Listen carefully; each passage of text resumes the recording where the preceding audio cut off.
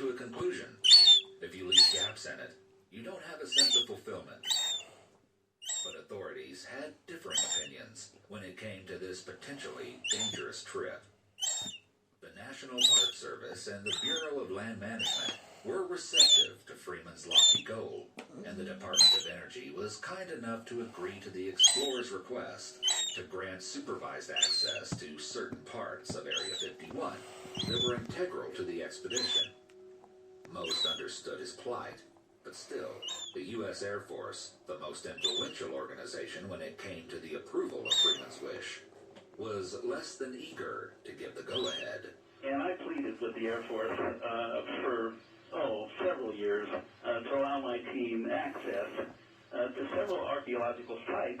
One, of course, is Papoose Lake. That's Papoose Lake, yes. Critical archaeologically because that was the last campground of the 49ers where their cohesion failed there. They went different directions in an attempt to escape the desert. According to The Sun, the Air Force, quote, ignored or sternly rebuffed all efforts by Freeman and his supporters to gain even limited access to the military base.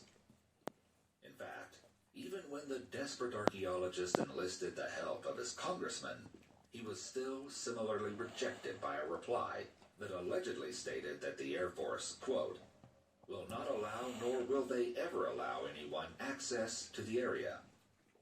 Freeman later maintained in hindsight that he had tolerated this opposition and remained patient and calm for a substantial time. He wrote that he was naively, quote, hoping that at some point in time the base commander would call me up and say, hey Jerry, we have a little downtime on such and such date. Come to the gate and our base archaeologist will run your team in there for a day and see if we can locate that inscription. Your research is commendable. Glad we could assist. Obviously, this ideal scenario never happened, and Freeman realized it never would. Well, so much for fantasy, he mused in his Sun-published series. I know what you're saying. Now the choices were truly limited. Forget about this critical phase of the 49ers' odyssey and be content with armchair research, or contemplate the unimaginable, unlawful entry. Freeman chose the latter. The Air Force's staunch refusal did not stop him, and he decided that he was going to go through with the trek, with or without their support, or even their knowledge for that matter.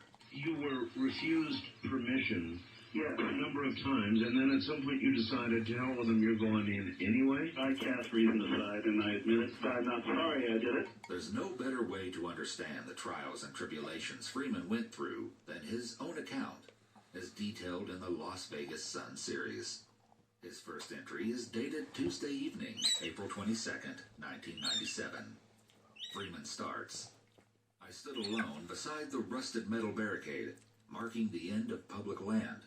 An hour earlier, Kenzo. I watched my brother's car disappear down a faint desert Kenzo. track, high in Nevada's Spectre Range. After a Kenzo. quick handshake, Doyle was gone. Dusk was near, and using his lights this Oh. close to the border was not Kenzo. wise. Fidgeting with the straps on my 50-pound pack, I convinced myself I was It's only waiting for the moon to impatient, man. rise a little higher You before setting fidgeting? out. When in fact I was afraid. I'm getting The recorded. enormity of what I was about to do eroded my courage.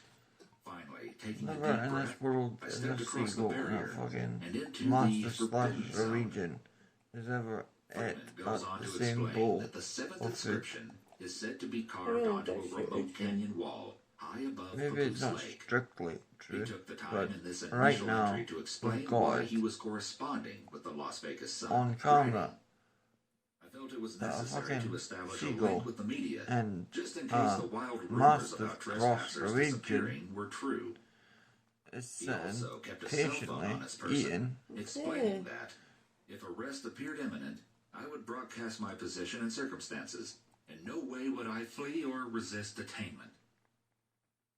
Reading these personal recollections, it is clear that add a Freeman song knew what to he was this. signing up for from I'll the beginning, say Eagly, and was fully prepared to face the consequences. Kenzo. He made sure to take enough precautions, as he had heard the stories of people entering Area 51 and never being heard from again. Claiming to not have a death wish, he took a cell phone along and promised to leave coded messages of his whereabouts. He went on to say, "The base is rumored to be protected by ex-Navy SEALs and Delta Force personnel. Should I vanish into thin air, a victim of excessive military exuberance, the government would have to extend a reasonable explanation." He signs off this introductory entry by acknowledging the magnitude of trust he had placed in the reporters at the Las Vegas Sun, who were, as he puts it, one phone call away from having him arrested. He says his fear dissipated as he strode into the exhilarating but comforting wilderness, and that his first goal was finding a viable water source. In the wee Look at hours of Kenzo Wednesday looking morning, at you. Freeman He's got got to his work mouth climbing on his the steep settee. face of Skull Looking Mountain, at look. knowing Come his give him a strength bit of was set attention. just on the other side. Look at him. But then he got careless, and before he knew it, he was faced with a daunting sight. I stopped dead in my tracks. There before me, swallowing up the entire valley, lay an eerie, strange facility, unlike anything I'd ever seen before. Slipping into the cover of nearby cacti, Freeman grabbed his binoculars and frantically raked his mind, thinking he must have made some error or miscalculation that led him to this huge facility.